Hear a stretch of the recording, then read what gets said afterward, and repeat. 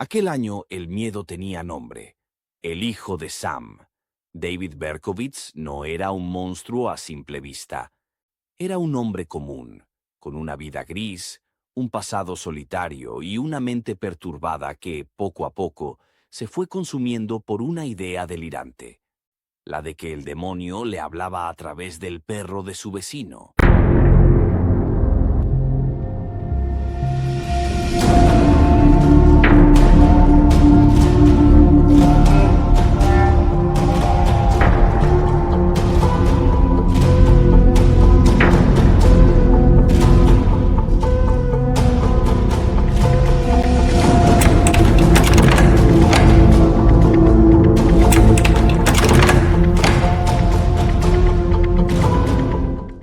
Verano de 1976, Nueva York se encontraba en llamas.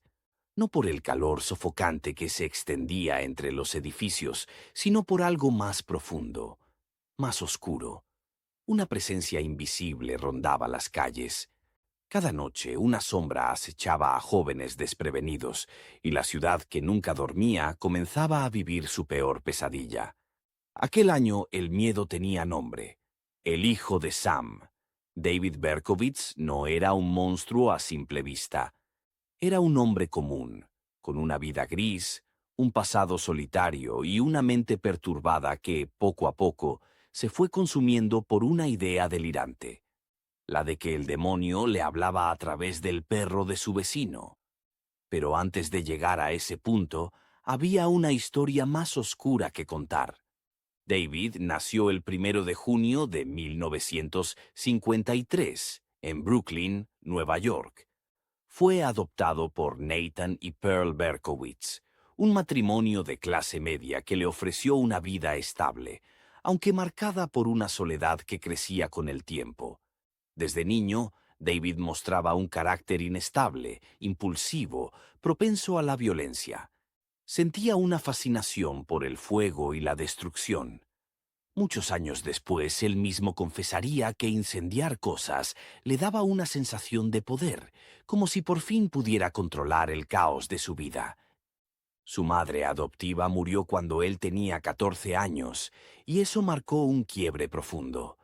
A partir de entonces, su mundo se llenó de vacío, y ese vacío comenzó a devorarlo lentamente. Se unió al ejército, pero al regresar a Nueva York, se encontró más perdido que nunca. Vagaba sin rumbo hasta que comenzó a escuchar voces. Eran noches silenciosas en Yonkers, y la oscuridad parecía más densa que nunca. David Berkowitz caminaba por su vecindario, inquieto, con la sensación de que algo lo observaba. Fue entonces cuando comenzó a notar al perro de su vecino, un labrador negro llamado Harvey. Al principio eran solo ladridos, pero pronto esos ladridos se transformaron en algo más. En su mente perturbada, cada sonido se convertía en palabras, cada mirada del animal en un mandato. «Mátalos. Obedece. Tú eres mi mensajero», le decía el demonio que, según él, habitaba dentro del perro. La realidad y la locura se mezclaban, y David no podía escapar de la voz que lo acechaba noche tras noche. Fue entonces cuando se convenció de que tenía un propósito. No era un asesino cualquiera. Era el hijo de Sam, el enviado del demonio, y cada disparo sería su forma de obedecer un llamado infernal que nadie más podía escuchar. Desde aquel momento, su destino y el del terror que desataría en Nueva York quedaron sellados. Primer ataque conocido, 29 de julio de 1976. La madrugada del 29 de julio de 1976 marcaría el inicio de una pesadilla para Nueva York. Eran alrededor de la 1:10 de la mañana, en el Bronx. Donna Lauria, de 18 años, y su amiga Jody Valenti, de 19, estaban conversando dentro de un coche estacionado frente a la casa de Donna, después de pasar la noche juntas. De repente un hombre se acercó lentamente al vehículo. Nadie lo conocía, nadie lo esperaba. Sacó un revólver calibre 44 y, Sin decir una palabra, disparó contra las jóvenes. Donna recibió un disparo en el pecho y murió al instante. Jody, herida en el muslo, logró sobrevivir. El atacante huyó en la oscuridad sin dejar rastro. Para la policía, en ese momento, no era más que un ataque extraño, posiblemente vinculado a un robo o a un ajuste de cuentas. Nadie podía imaginar que acababan de presenciar el nacimiento de uno de los asesinos seriales más temidos de la historia de Estados Unidos. Lo más inquietante no era solo su violencia, era su mensaje. Cartas enviadas a la policía y a los periódicos, escritas con un tono escalofriante, burlándose de quienes intentaban atraparlo. Sus palabras, llenas de odio y obsesión, convirtieron un caso criminal en un fenómeno mediático que paralizó a la ciudad. El apodo de Hijo de Sam no nació de la prensa, sino de su propia pluma. En las cartas enviadas a la policía y a la prensa, Berkowitz firmaba como Hijo de Sam. Decía obedecer las órdenes de una entidad oscura a la que llamaba Sam. Estaba dirigida al capitán Joseph Borelli, y en ella aparecía por primera vez el nombre con el que el mundo lo conocería. Yo soy el Hijo de Sam. La carta estaba escrita con un tono burlón, caótico, delirante. Decía algo así: soy un monstruo, soy el hijo de Sam, me encanta cazar, vagando por las calles buscando carne fresca, sedienta de sangre. Saciaré mi sed porque no me harán parar. No me atrapen demasiado pronto, o mi ira se desatará como nunca antes. Papá Sam es viejo ahora, necesita sangre fresca para mantener su juventud. Él me ordena matar, y yo obedezco. Soy su hijo. Soy el hijo de Sam. Que Dios bendiga a este mundo, pero no a ustedes.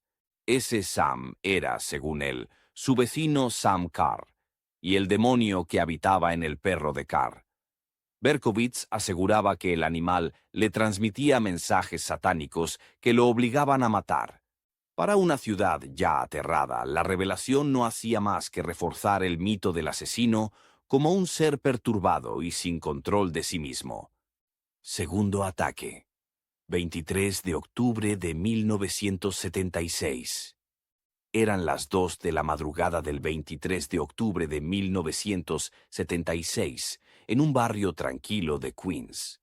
Carl Denaro, de 20 años, y su amiga Rosemary Keenan, de 18, se encontraban dentro de un automóvil estacionado, charlando después de una noche de fiesta.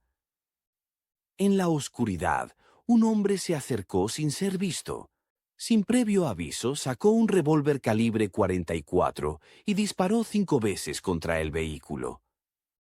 Carl fue alcanzado en la cabeza.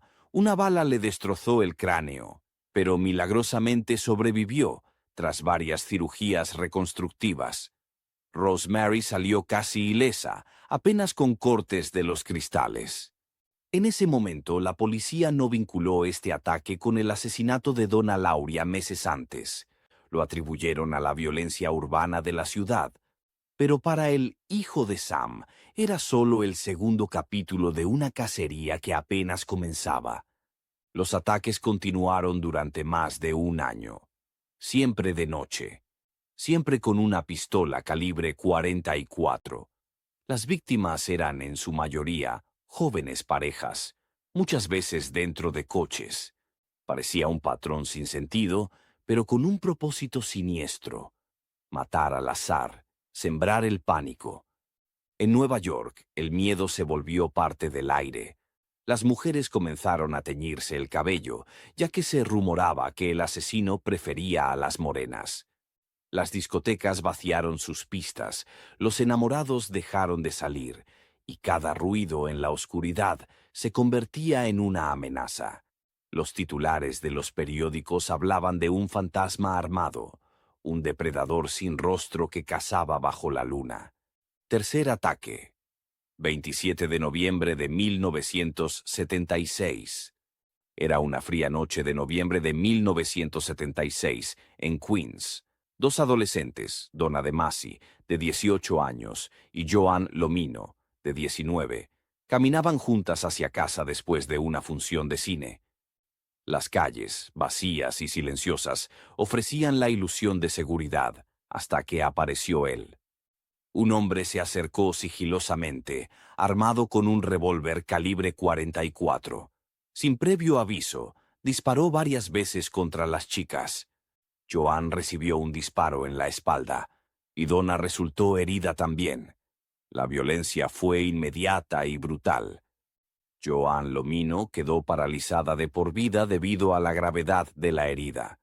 Donna De Masi sobrevivió, pero el miedo ya se había instalado para siempre en su vida y en la de toda la ciudad. Este ataque consolidó un patrón. El hijo de Sam elegía a jóvenes, generalmente parejas o amigas, en lugares aparentemente seguros, y disparaba sin previo aviso.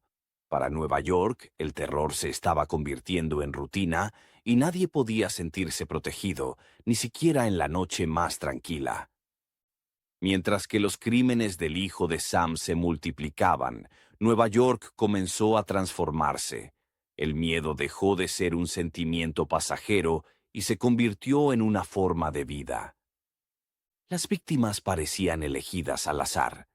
Jóvenes que disfrutaban de una cita, personas sentadas en su coche, caminantes nocturnos. Nadie estaba seguro. La ciudad entera vivía bajo la sospecha de que cualquiera podía ser el próximo objetivo. La prensa, hambrienta de titulares, convirtió los asesinatos en un espectáculo. Cada ataque ocupaba portadas. Cada carta enviada por el asesino era publicada con gran despliegue. El propio Berkowitz parecía disfrutar del juego mediático, alimentando el terror con sus mensajes oscuros y burlones. Cuarto ataque, 30 de enero de 1977. Era una noche gélida de enero en Queens, Nueva York. Christine Freund, de 18 años, y su novio John Diehl, de 20, habían terminado una salida con amigos y decidieron detenerse en un coche estacionado para conversar y despedirse. Las calles estaban silenciosas y la ciudad parecía tranquila, hasta que la oscuridad reveló su verdadero peligro. Sin previo aviso, un hombre armado con un revólver calibre 44 se aproximó. Desde la penumbra, disparó directamente contra el vehículo. Christine recibió un disparo en el pecho, impactando mortalmente. John intentó reaccionar, pero las balas golpearon el coche antes de que pudiera hacer algo. Christine Freund murió horas después en el hospital, mientras John Diehl resultó ileso físicamente, pero marcado para siempre por el horror de aquella noche. La violencia del hijo de Sam ya no era un hecho aislado, era una amenaza constante que podía aparecer en cualquier calle, a cualquier hora. La ciudad comenzaba a comprender la gravedad del patrón. Cada ataque era metódico. Jóvenes, parejas o individuos vulnerables, atacados sin previo aviso en lugares donde se sentían seguros. La combinación de sigilo y brutalidad creaba una sensación de paranoia que se extendía más allá del vecindario, alcanzando a todo Nueva York. En los medios de comunicación, los reportes comenzaron a hablar de un asesino en serie, pero mientras los periodistas escribían titulares y la policía investigaba sin descanso, el hijo de Sam continuaba moviéndose entre las sombras, invisible y letal. El asesino no solo mataba, controlaba a la ciudad entera a través del miedo y los titulares. La prensa lo había convertido en un monstruo omnipresente, y los neoyorquinos vivían atrapados entre la paranoia y la curiosidad morbosa por cada nuevo detalle del caso. Quinto ataque, 8 de marzo de 1977. Era la noche del 8 de marzo de 1977. Virginia Voskerichian, de 19 años, caminaba sola hacia su casa después de pasar la tarde con amigos. Las calles estaban vacías y el silencio parecía envolverla, hasta que la oscuridad reveló la amenaza que acechaba. Un hombre armado con un revólver calibre 44 apareció de entre las sombras. Sin previo aviso, disparó directamente contra la joven. Virginia recibió un disparo en la cabeza y murió instantáneamente. Su cuerpo quedó tendido en la acera, mientras la ciudad comenzaba a comprender que nadie estaba a salvo. Este ataque marcó un punto de inflexión en la percepción pública. Ya no se trataba solo de parejas en coches o de adolescentes distraídas. El hijo de Sam podía atacar a cualquier persona, en cualquier lugar, a cualquier hora. La paranoia se apoderó de los barrios de Queens y del Bronx. La policía intensificó los patrullajes, pero el atacante parecía invisible, moviéndose entre las sombras de la ciudad. La cobertura mediática comenzó a usar el nombre Hijo de Sam, creando un mito aterrador que alimentaba el miedo colectivo. Virginia Voskerichian se convirtió en la quinta víctima de una serie de ataques que transformaron a Nueva York en una ciudad en estado de alerta permanente. Cada salida, cada paseo nocturno, era una lotería macabra donde nadie podía sentirse seguro. Sexto ataque, 17 de abril de 1977. Era la noche del 17 de abril de 1977, en el Bronx. Alexander Esau, de 20 años, y Valentina Suriani, de 18, caminaban hacia casa después de salir de una reunión familiar. La ciudad, ya acostumbrada al miedo, parecía contener la respiración. Un hombre armado con un revólver calibre 44 se acercó sigilosamente desde la oscuridad. Sin previo aviso disparó contra los jóvenes. Ambos fueron alcanzados dentro del coche donde se habían refugiado. Alexander murió en el acto. Valentina recibió varios disparos y falleció horas después en el hospital. La policía por primera vez comenzó a notar un patrón. Jóvenes, atacados en calles desiertas, víctimas inocentes de un asesino metódico. Pero lo que nadie sabía era que el hijo de Sam no solo quería matar, quería comunicarse. Y es entonces cuando envió la primera carta a la policía que decía lo siguiente: «La sangre es la única música que escucho y que me da placer. Cada disparo, cada víctima, me acerca más a Sam. No puedo detenerme, y no quiero hacerlo. La ciudad cree que puede protegerse, pero sus calles son mías. Cada esquina, cada coche aparcado, cada joven solitario. Todo es parte del juego que Sam y yo dirigimos. Ellos piensan que soy solo un hombre, pero soy más que eso. Soy el hijo de Sam, y cada muerte es un mensaje de obediencia, de poder y de terror absoluto. La ciudad me teme y eso es lo que quiero. Cada persona que camina sola, cada pareja en un coche, son piezas de un tablero que solo yo puedo mover. No es solo matar. Es demostrar que nadie puede escapar de mí ni de Sam. Algunas personas dicen que lo hago por diversión, pero no entienden. Es Sam quien me habla, quien me guía. No es deseo humano, es obediencia. No puedo escapar de sus órdenes, ni quiero. Cada bala disparada es un acto de devoción. La ciudad cree que me atrapará, pero nunca lo hará. Mientras ellos duermen, yo camino entre las sombras. Cada crimen deja un mensaje. Nadie está seguro. Nadie está a salvo. Yo soy el hijo de Sam, y Sam siempre me habla. A medida que los ataques continuaban, la policía desplegó uno de los operativos más grandes de la historia de la ciudad. Miles de agentes, decenas de sospechosos y ninguna pista sólida. El asesino parecía estar siempre un paso adelante. La frustración crecía y la presión mediática era insoportable. El alcalde recibió cartas amenazantes. La ciudad estaba al borde del colapso psicológico. El patrón de ataque era claro. El hijo de Sam tenía un patrón metódico, casi ritual. Su aproximación era casi imperceptible. Sus víctimas nunca lo veían venir. El momento del ataque era rápido, calculado.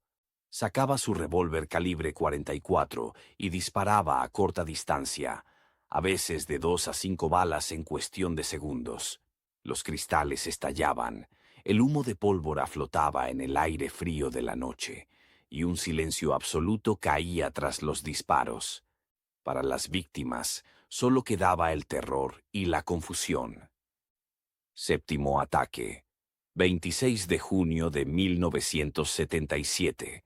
Era la noche del 26 de junio de 1977. Sal Lupo y Judy Placido, ambos de 19 años, salían de una discoteca local y decidieron detenerse en un coche estacionado para despedirse. La ciudad, que había sentido el terror en ataques anteriores, parecía contener la respiración mientras ellos disfrutaban de unos minutos de tranquilidad. Pero en las sombras, el hijo de Sam observaba. Su aproximación era silenciosa y calculada, sin señales, sin advertencias. De repente sacó su revólver calibre 44 y disparó varias veces contra la pareja. Los cristales del coche estallaron y los sonidos secos de las balas perforaron la noche. Sal y Judy resultaron heridos, pero milagrosamente sobrevivieron.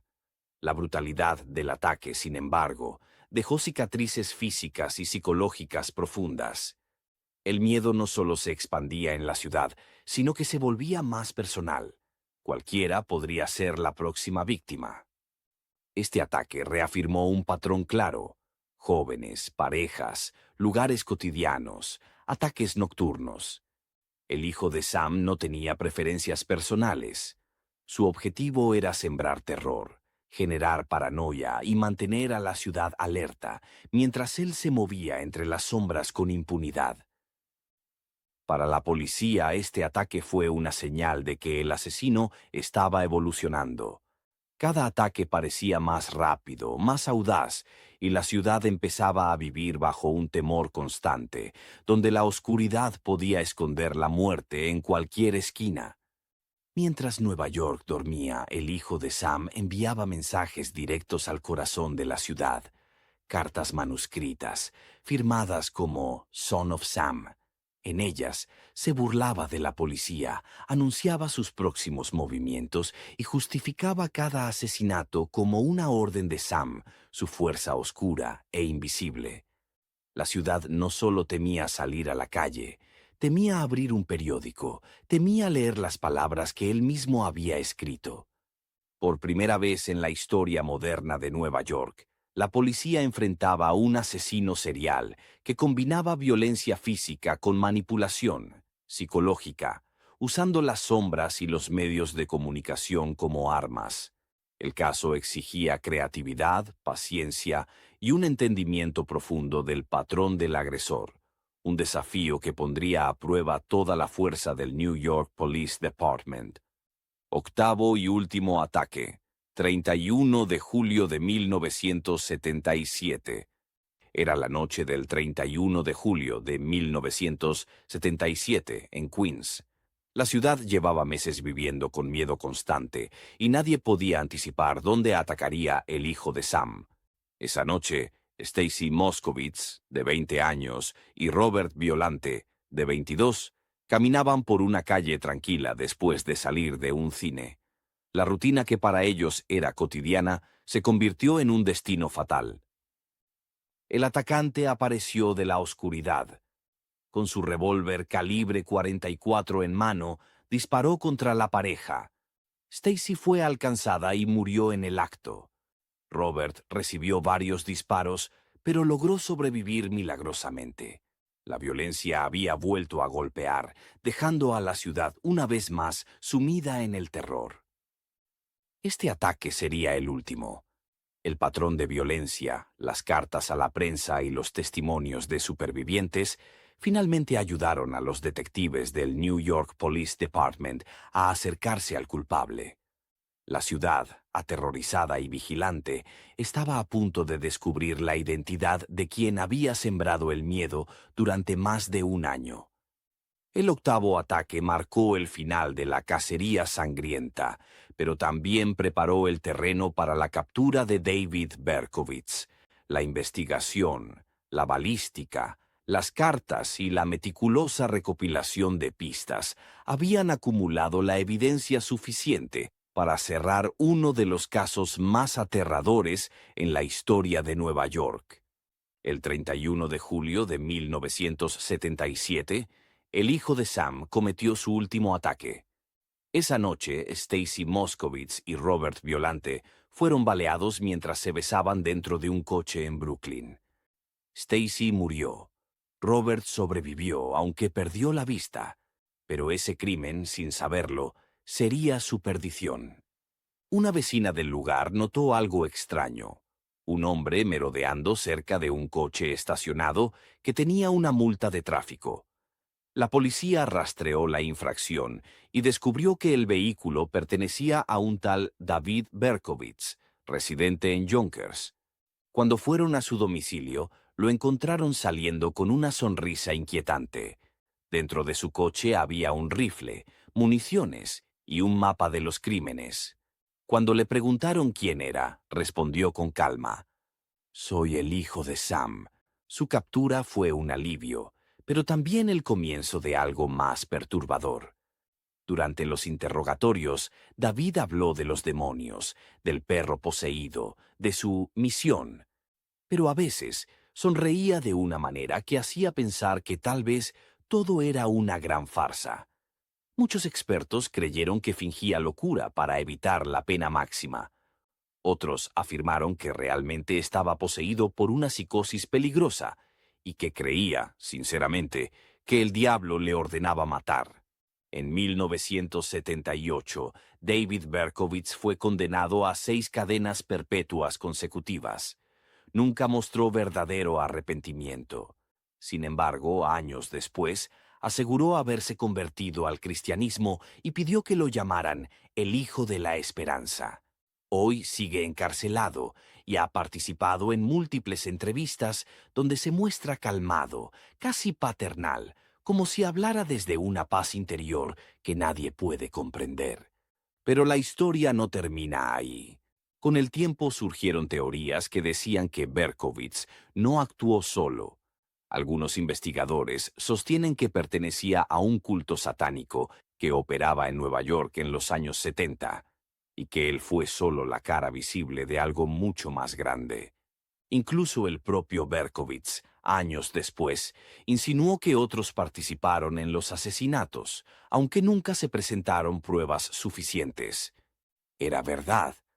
¿O era otra de sus mentiras para mantener viva la leyenda?